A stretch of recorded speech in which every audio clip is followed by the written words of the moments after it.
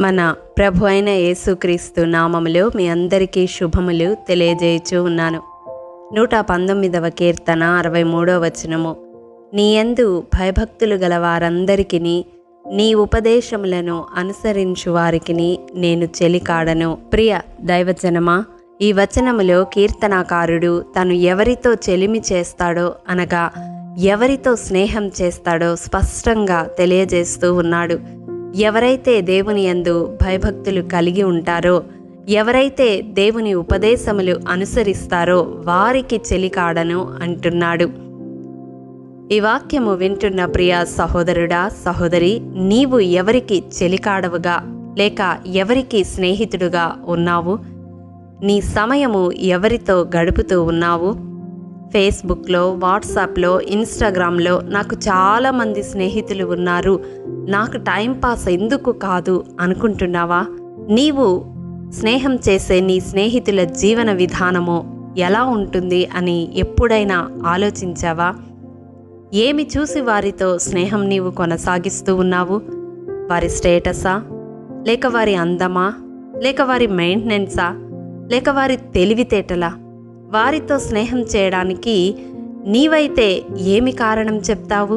కీర్తనాకారుడైతే తను ఎందుకు ఎవరితో స్నేహం చేస్తున్నాడో స్పష్టంగా చెప్పగలిగాడు. కానీ నీవు ఫ్రెండ్ రిక్వెస్ట్ పెట్టారు కదా అని అనేక మందితో ఫ్రెండ్షిప్ చేసేస్తూ ఉన్నావు. దాని పర్యవసానం ఏమిటో తెలుసా? సామెతల గ్రంథము 18వ అధ్యాయము 24వ వచనము. బహుమంది చెలికాండ్రు గలవాడు నష్టపడును, సహోదరుని కంటెను ఎక్కువగా హత్తియుండు స్నేహితుడు కలడు.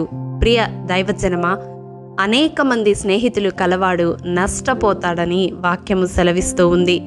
అవును ప్రియ సహోదరుడా, సహోదరి, ఈ అంత్య దినాలలో అపవాది నీ శ్రేష్టమైన సమయాన్ని దొంగిలించడానికి వాడుతున్న ఆయుధము ఈ ఫ్రెండ్షిప్ అని నీవు గుర్తించలేని స్థితిలో ఉన్నావు. ఆత్మీయముగా ఆ స్నేహితుల వలన నీవు ఎంత నష్టపోతున్నావో, ఎంతగా దిగజారిపోతున్నావో, దేవునికి ఎంత దూరమైపోతున్నావో నీవు గ్రహించగలుగుతూ ఉన్నావా? స్నేహం అని ప్రారంభించి అది ప్రేమ వరకు దారితీసి నీకు తెలియకుండానే నీవు అపవాది బంధకాలలో చిక్కుకొనిపోతున్నావు. కానీ వాక్యము తెలియజేస్తుంది కదా, సహోదరుని కంటే ఎక్కువగా హత్తియుండు స్నేహితుడు ఒకడున్నాడు. ఆయనే నిజమైన స్నేహితుడు, ఆయనే ప్రభు అయిన యేసుక్రీస్తు. నీతో స్నేహం చేయాలని ఆశపడుతూ నీ హృదయ ద్వారం ఎదుట వేచియున్నాడు.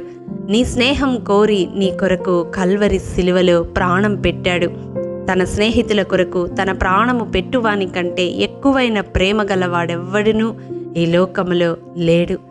నీ కొరకు ప్రాణత్యాగం చేసిన యేసయ్య స్నేహాన్ని, ఈ లోక స్నేహము కొరకు నీవు తృణీకరిస్తూ ఉన్నావు కదూ.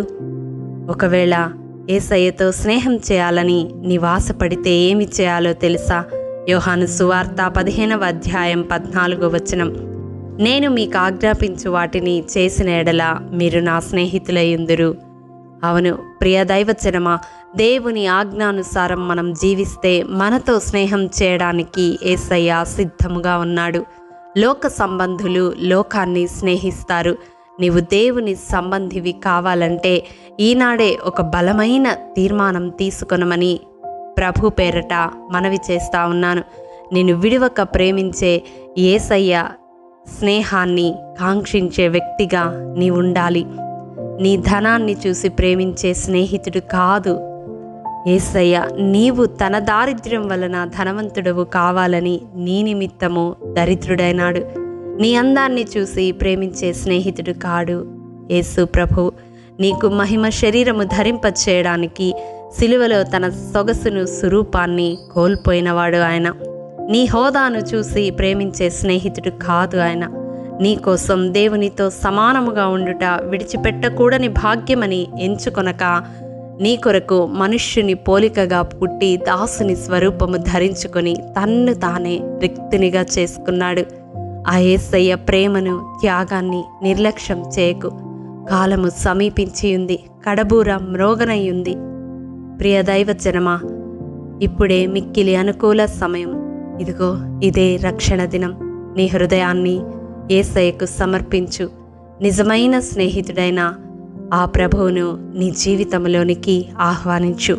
అప్పుడు లోకానుసారులతో స్నేహాన్ని నీవు ఆశించవు. కీర్తనాకారుని వలె దేవుని యందు భయభక్తులు గల వారితో, దేవుని ఉపదేశము అనుసరించు వారితో స్నేహం చేయాలని ఆశిస్తావు. ఆత్మీయముగా దినదినము వృద్ధి పొందుతావు. నీవాత్మీయముగా వర్ధిల్లే కొలది అన్ని విషయాలలో వర్ధిల్లుతావు. అట్టి కృపదేవాది దేవుడు మనందరికీ దయచేయునుగాక. ఆమేన్. ప్రేమ నమ్మకము కలిగిన మా ప్రియ పరలోకపు తండ్రి, మీ పరిశుద్ధ పాదములకు వందనములు దేవా.